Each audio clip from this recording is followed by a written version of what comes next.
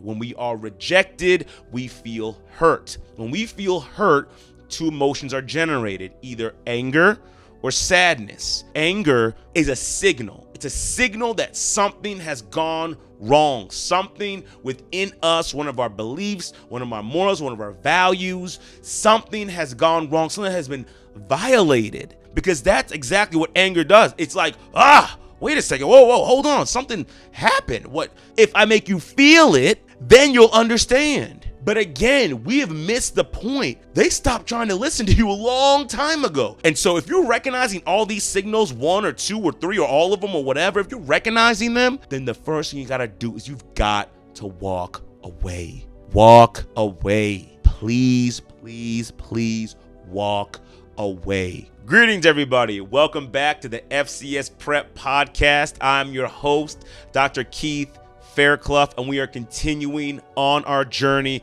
talking about our ultimate desire. We took a small break from personal responsibility because this just was impressed upon my heart to talk about it. This goes along with the first series to talk about unconditional love, because guess what? Our ultimate desire is to be loved unconditionally, to have that unconditional love. And the way to receive that is for us to be heard, validated, and understood. This comes with proper communication. And what happens when we don't receive that, when we're not validated, we're not heard, or we're not understood, we are rejected. When we are rejected, we feel hurt. When we feel hurt, two emotions are generated, either anger or sadness. And then we operate based off those emotions to try to correct that hurt. We're going to be talking today about anger and what happens, what that looks like, and a few tips at the end to discuss what you can do when you get into that mode. But before we take another step forward, you got to hit the like button, hit the subscribe button, hit the bell. Don't put it on personalized, put it on all, so that you know when these videos drop. Pops up on your phone, pops up on your computer, you get excited, I get excited, everybody wins, everybody's happy with the content. And if you have a thought or idea or a question or anything like that, go ahead and comment. You don't have to wait to the end to comment. If something comes up as I'm talking, as this is going on, go ahead and comment. I'm reading the comments, I'm looking at them, I'm answering the questions, responding back. So if you have a question about anything, please, please, please put it in the comment. I love to engage in dialogue with you regarding the topics that we are talking about. So without further ado, let's do a quick review, because today we're going to be talking about anger. All right. So we get rejected, right? We're not heard, we're not validated, we're not understood. Whatever the situation is, we get hurt because of that, right? We feel hurt, and then because we feel hurt, we generate another emotion. And this is what I like to call a signal, right? I call that a signal. So anger is a signal. It's a signal that something has gone wrong. Something within us, one of our beliefs, one of our morals, one of our values, something has gone wrong. Something has been violated. And now we are mobilizing this energy within us to correct this mistake, this problem, this issue. However, many times we don't look at emotions as signals, specifically anger. We don't look at it as a signal that something has gone wrong. We don't stop and go back and review and think like, okay, I'm angry. Dang, why am I angry? Why did that bother me so much? The thing that she said, the thing that he said, the thing that they did, why did that bother me so much? We don't stop to think, because that's exactly what anger does. It's like, wait a second, whoa, hold on, something happened. Something was violated. We don't start to think like, maybe it's my value as a person. Maybe it's, they weren't listening to me. Maybe it's they did listen, but they don't care. Maybe it's something along those lines. And so now we have to try to correct it. But what happens is we operate off the emotion of anger. And so what I want to do is I want to talk about what that looks like, that operation of anger, the mobilization, that energy that is generated and then used in the form of anger. All right. So the first thing I want to talk about is when we yell. Before I even talk about what it looks like with anger, let me discuss and let's talk about what yelling is for. The purpose of yelling is to convey a message either far away or a shock value to get someone's attention. That is the purpose of yelling. Yelling is not a constant form of communication. It is a skill within communication to convey a message. Remember, the purpose of communication is to convey a message in a way that someone understands it. If someone's far away and I want to convey a message to them, I yell. If my kids are upstairs and I need them to come downstairs, I yell. I'm not angry at them. I'm conveying the message in a way that they can hear it. So when I say, Keith, and he says, yes, Dad, I say, come here. I need to talk to you. I need you to do something. He says, okay, Dad. And then he comes downstairs. See, but if I just said, hey, Keith, he wouldn't hear me. So I yell to convey my message at a distance. So that's the main purpose of yelling. Again, the other purpose is to get someone's attention. So imagine you see somebody about to walk into the street because they're looking at their phone and they're not paying attention. You scream at them, hey, right? You yell at them. They get shocked. They stop, right? You grab their attention. Hey, you're about to walk into the street. Watch where you're going. That is, or think of it like this. You're in a classroom. You're a teacher. Maybe the class is getting out of hand or whatever the case may be. The announcements are on. So you raise your voice. Hey, guys, the announcement's on. Shock value. Get their attention. Then you convey the message. It's just for that. Those are the only reasons that we should be yelling. Remember, it's a skill within communication. It is not supposed to be the form or the way communication is conveyed normally. People are far away. You yell for them. Trying to help somebody or convey a message, get someone's attention, you yell. But that's it. But what happens is in our mind, for whatever reason,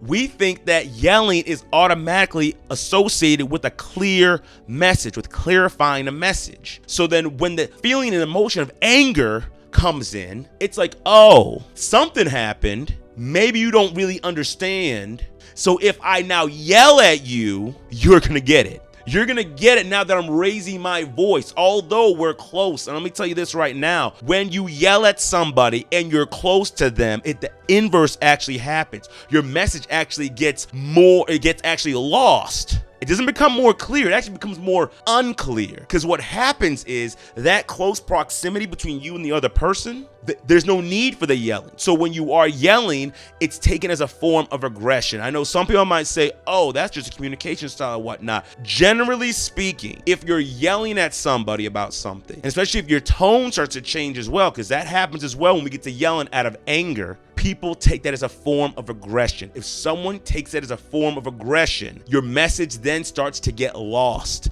because they stop listening. And I'm gonna explain to you why they stop listening. I'm gonna give you a quick example. I want you to think of it like this. If yelling is taken as a form of aggression, then think of it like a castle.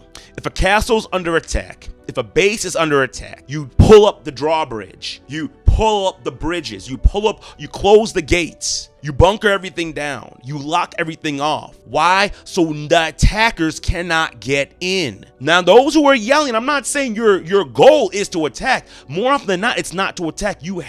There's something that happened within you, right? That feeling of rejection, that feeling of hurt. Something happened. You are now trying to correct that situation, but instead of doing it in a way that can be received by the other person, you're trying to force validation. You're trying to force being heard. You're trying to force being understood. And I'm trying to tell you right now, you cannot force validation. You cannot force understanding, and you cannot force yourself to be heard. And when you're next to someone and you're close to them in that close proximity, when you're yelling at them, you're only doing yourself a disservice. You're shutting them down, just like a castle. It's all being blocked off. So now the person is no longer listening, right? So if I'm in a castle, I'm not listening to understand why they're attacking. I'm looking for weaknesses. I'm looking how to attack back. I'm looking how to counterattack. I'm looking to see how I can break them down. I'm looking to see if I can just wait them out, right? In a conversation, what that looks like, it looks like yelling back at the person. It looks like attacking their argument. It looks like attacking their character. It looks like stonewalling and shutting yourself down and not taking anything in. So the person who's yelling, trying to be heard and understood because of that anger, the more you do that, the less you're understood.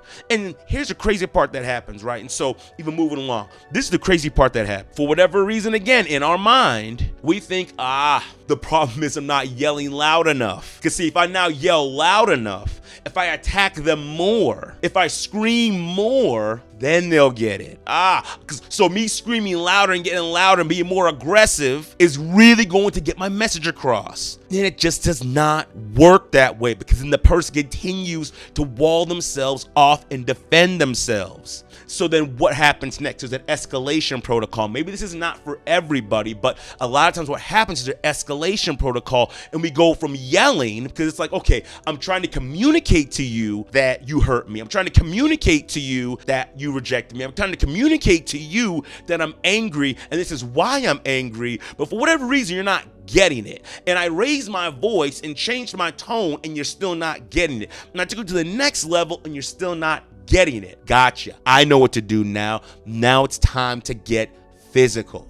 That's because clearly you're not getting it with the conversation. So now I got to put my hands on you, put my hands on your belongings, right? And so let me just explain that as well. People are getting like to get physical. So when I say getting physical, right, physical aggression, it could be very well putting your hands on somebody else. For sure. It can most certainly be that. It could also be doing property damage, right? Throwing things around, breaking things, tossing things to the ground, throwing things at the wall, damaging someone's car, things like that. It could also be doing reputation damage, putting stuff online, going to someone's place of employment, all those things like that, anything to damage your reputation. All those are like forms of physical aggression, because you're trying to now attack the person, putting out threats, using your power against someone, right? Pulling rank. So let's say you're the breadwinner, you're going to pull back financial support from the person so they can't do what they need to do or whatever. Like, these are all forms of that physical aggression, because in your mind, you're at the point where it's like, I'm trying to convey to you a message that you hurt me, that you did something to violate me, and you're just not getting it. So what I'm going to do, I'm going to up the ante. And now, because you're not understanding, now I'm going to make you feel it, because if I make you feel it, then you'll understand. But again, we have missed the point. They stopped trying to listen to you a long time ago. The conversation ended for them a long time ago. The moment that they shut down, the moment they started attacking back, that should have been a clear sign to us that this conversation is already over. But yet now we're taking it to that next level where we're just doing so much damage to the other person. And remember, in this whole time, nothing is getting solved. And so now what's going on, right? Now what's going on? Now both people are going back and forth. Now it's an escalation protocol. So now you who are already hurt, you were already rejected, you were already angry. Now the other person's hurt, rejected, and angry. And now this is spreading to other people, right? Because there's a lot of people that operate in this way, and then they pass it on to all these other people. They pass it on to other people in their family. They pass it on to their spouse. They pass it on to their kids. They pass it on to their friends. They pass it on to people in their community. They pass it on to people in their class. They pass this hurt, this rejection, this pain, because guess what? As you start going along, you start believing that nobody cares, because nobody cares about me, and people are rejecting me, then I'm not going to reject you. And then we start doing that. We start spreading around this disease of rejection and hurt and pain and anger. We spread it around. And here's the thing, when people get like that, it's just so much like that, so much confrontation. Usually we can't bring ourselves back from that. We need someone to intervene. And so what happens is, or whether if someone intervenes or we just separate or whatever, you're still not heard. You're still not validated. You're still not understood. A lot of times what happens is people let time pass, the dust settles, the hurt is still there. Right? I know some of you have been in relationships, you've been with the people, you've talked to people, you know them for a long time, and you're still holding on to something that happened 5 years ago, 10 years ago, 15 years ago. And your level of anger is like right here, and it doesn't take much to just take it to the next level and you blow up. That's because the problem was never resolved. The hurt was never resolved. The rejection was never resolved. And so what happens is all that's left is two people hurting, rejected, who are angry, and it settles, and it just sits there and festers, and it continues to build and build and build over time, and it just spreads like a disease. And this is what happens when we are rejected. This is what happens when we get that hurt. This is what happens when we take the path of anger. It's bad. It sucks. It's no good to any of us, because in the end, we still don't get our ultimate desire, which is to be heard, validated, and understood. And the reason why I say that again, guys, is because when we are heard, validated, and understood, we feel that unconditional love. And the unconditional love is every human being's ultimate desire. And when we receive that, a lot of these maladaptive coping mechanisms that we engage in, the yelling, the screaming, the fighting, the arguing, all that stuff, it goes away. Why? Because even if you don't agree with me, remember, I'm going to keep on saying that through this series, even if you don't agree with me, at least I know you heard me out. You said in your mind, you matter enough for me to listen. You matter enough for me to hear your point of view and your side. Yeah. And if I did something to offend you and you tell me, you matter enough for me to hear you out. And that's our ultimate desire. We feel loved and cared for like that unconditional love. We feel that when people hear us, when they validate us, and they understand us. So, all that being said, I love a great concept overview, but I don't want to leave you guys without some tips. If you are struggling with your anger, if you're struggling with the hurt, you're struggling with the rejection. Now, disclaimer, it's just my personal opinion. I don't believe in anger management. Not that I'm saying anger management doesn't work. I'm talking about the premise behind it, right? If we're managing our anger, I'm just gonna explain. If we're managing our anger, I already gave you the progression, right? Rejection, hurt, anger. If you just stop here at the other side, we're just managing this part. We're not doing anything with the hurt. We're not doing anything with the rejection. We're not getting you your ultimate desire. We're just managing this anger right here. Just manage that. Don't worry about any of that stuff like that. That's why I don't necessarily agree with anger management in that sense. The skills work. Don't get me wrong. If you're part of an anger management program, I'm not telling you to get up and leave. I'm not telling you to tell whoever your facilitator is, hey, Dr. Keith said he doesn't believe in it, and Don't do that. Don't do that. There's a lot of great skills and techniques and strategies that you could learn in an anger management class. I'm talking about the premise behind it. And if you are in one of those classes and you recognize that, okay, yeah, I get what you're saying, Dr. Keith, then what you need to do is start working on that hurt. What is causing that anger? Because I'm a firm believer, right? Because you all have triggers, but a gun is useless if there's no trigger. So no trigger in me, then I can't get to the part of being angry. So if the trigger is getting hurt and the rejection, if that's the trigger, if you could fix that, then there's no need to be angry anymore, right? If you forgave and you work that stuff out, and now you're being validated, you're being heard, you're being understood, then what's the sense? How can you be triggered anymore? Because now that's been removed. So that's what I'm talking about as far as that's concerned. So with all that being said, just explaining my point of view, I do want to leave you guys with some tips, right? So the first tip is if you find yourself becoming that angry, that upset, before you completely go off the deep end, because guess what? When you get that mad, your forebrain shuts off. When your forebrain shuts off, all logic is gone. Now you're running a straight off emotion. So now, although the anger was just a sign for you to do something, you can't use the forefront of your brain to do something except just react out of the emotion and out of the energy. And so because you're reacting out of the emotion and the energy, that's what leads to the yelling and the fighting and the screaming and the dysfunction and all that stuff like that. So you have to be able to recognize when you're getting to that point. So the first thing is that you got to recognize that, right? What are your bodily sensations? What's going on inside your body? Is your blood temperature rising? Is it going up, right? Is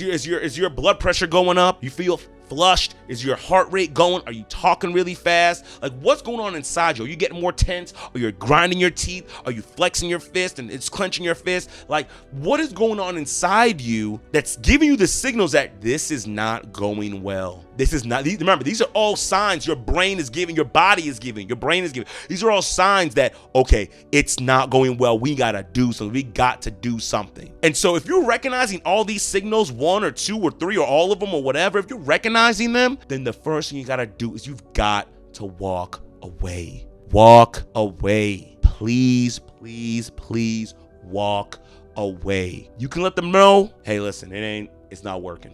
All right. I need some time. I'm getting to that place. I just need some time. I need to back up. I need to walk away. I need to move. Think of the castle being under attack. If the person attacking the castle says, you know what, guys? Hey, listen. We made a mistake. You know, this is the way we meant to come at you guys. We're gone. We're going to walk away. We're going to leave. Right. We'll send an emissary later on. Right. We'll talk about this later on, but this isn't the way we meant to do it. And guess what happens to the people in the castle? All right, cool. They're still gonna have their gates up at the moment, so don't try to continue. Don't try to send an emissary then. They're gonna fall in the moat. No, walk away, leave, give everything a chance to settle down. And then once you figured out, okay, what's really going on inside me? Man, what really happened? Then you can go back and have a peaceful, calm conversation, right, with the other person. Apologize for how you came at them. Have the conversation. Hey, listen, this is what was going on inside. Hey, when you said, that I didn't really know anything, that really hurt me, because, the way I came up, I came up with people always saying that stuff to me, and I'm still trying to work through that. So when I hear that now, that just hurts me in such a bad way. Like, it makes me feel like, dang, I'm dumb. Like, I can't do anything. I'm not worth anything. So that's what kind of drew that out of me. You have that conversation with someone, now they're listening, right? They're listening. So that's the first thing. Walk away, come back another time, right? This is another thing. Utilize your breathing techniques. This is if you have been practicing it. I'm not telling you to try to use it in the moment if you have not been practicing it, because it will not work. Your base instinctive programming will overtake you in that moment, because your forebrain is what allows you to start doing that deep breathing. Remember, deep breathing brings you back into yourself. It calms everything down. It allows your forebrain to work at an optimal level. But if you're in DEFCON 5 mode, fight or flight, your brain is trying to survive at that point. You're trying to survive, and that's exactly what happens when we get into those arguments. We're in fight or flight mode, so we can't articulate ourselves and take care of ourselves the way we need to. So if you've been practicing deep breathing, which we all should be doing it, whether you have anger issues or not, you should be doing it because it allows us to be more mindful. Then utilize those strategies in the moment, because you can catch yourself before you say something you shouldn't be saying. You can catch yourself before your volume gets too much. You can catch yourself if your tone's getting out of hand. You can catch yourself if you're being too aggressive. You can catch yourself if you're being passive aggressive and sarcastic. You can catch yourself and then correct course. Another thing, stop talking, start listening. Maybe they don't understand what you're saying. You can ask questions as well. Maybe they don't understand what you're saying. Maybe they don't understand what they did. Maybe to them it's not a big deal, but to you it is, and they don't understand that. But you're never gonna hear that if you don't stop and listen, because sometimes people will tell you what's going on. Sometimes people will tell you how they're feeling. Sometimes people will tell you that they don't understand where you're even coming from, because you're not conveying the message clearly enough. And we touched on that a little bit in the last video, but not in a whole great detail. I have a whole nother thing. We're going to talk about that in another video later on, but about conveying yourself properly. Because if we don't convey ourselves properly, then it's not the other person's fault that they don't understand. It's that we're not conveying ourselves properly. Okay. And so stop talking, start listening. Next thing, you can combine this with walking away, right? And that's the thing. I'm going to add this to walking away. So walking away, one other thing you can do is after you walk away, you can go for a walk to cool yourself down, right? Having that physical activity will help to cool you down, help you get back on track. Find yourself again, find your peace, find your area, find your whatever, find yourself, get that peace, right? So you can walk away and go for a walk. You can walk away and find a neutral person to talk to. Not someone that's biased, not someone that's on your side, not someone that's on their side, or if it is a friend, someone who can be honest with you. Find someone to talk to and just express yourself to them. See what's going on. They might tell you, hey, nah, man, you blew that out of proportion, bro. Like, it ain't even all that. He wasn't even saying that. It don't sound like he was saying that. So then find a neutral person to talk to so you can get it out and they can hear you out. And then once you help organize that all within yourself, then you can go back to the other person and be like, hey, listen, I got this brand new perspective on it. I didn't even see it this way. Find a neutral person to talk to. Another thing, engage in a relaxing or stress relieving activity. Some people might have a different idea about this. I would prefer you not engage in a physical activity where that's violent, right? So no going to box, no going to kickbox, or no going to lay someone out on a football field or something like that, or just be super, not that. Working out, going for a run, going for a walk, doing yoga, tai chi, lifting weights, things like that. Things where it's just you, right? Those are physical activities, stress relieving activities, right? Or things that are relaxing, so go for a massage, go take a nap, go take a bubble bath, go take a nice warm shower. Curl up in your favorite blanket. A weighted blanket. Oh gosh, weighted blankets are phenomenal. My wife got one. I started using it the other day. Thing is like, it's like someone's hugging you the whole night. It's incredible. In any case, get a weighted blanket. Find something that's going to relieve the stress. Play your favorite game, watch your favorite show, whatever. Find something that's going to relieve the stress. That's going to calm you. That's going to relax you. Do some type of activity like that. And the last but not least, and not the only, and if you have other strategies or techniques that maybe you've learned and used, put them in the comment box down below.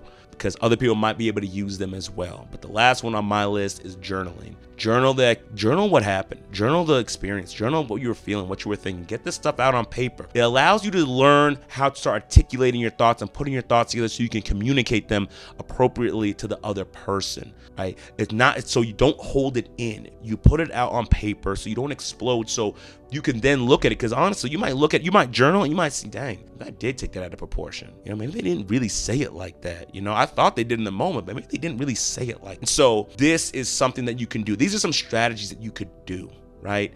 So guys, anger, it's part of the rejection process, right? It's one path that we can take. You have rejection that leads to hurt. The hurt leads to anger. The anger is supposed to be a sign for us to do something about the hurt, but we got to do it the right way. Yelling is not the right way, and getting aggressive, physically aggressive, is not the right way. We got to learn how to handle ourselves the right way, and we're going to talk about in more detail how to do that. We're going to strategies and things like that. I know I gave you a couple of tips today. We're going to talk about that in more detail in another podcast. This is probably going to be a long series, but we're going to get into it, right? So the next one we're going to be talking about is the pathway of sadness, right? So rejection, hurt, and sadness. And that one's going to be pretty deep. I might have to break that one up. I'm going to give you some disclaimers. There's going to be some serious talk in that one. I'm going to get with my editor. We're going to talk about how to go ahead and put that up on the beginning of that video, because I don't want anyone to get triggered. We're going to have whatever, right? So we're going to talk about it, because that path, in my opinion, the path of sadness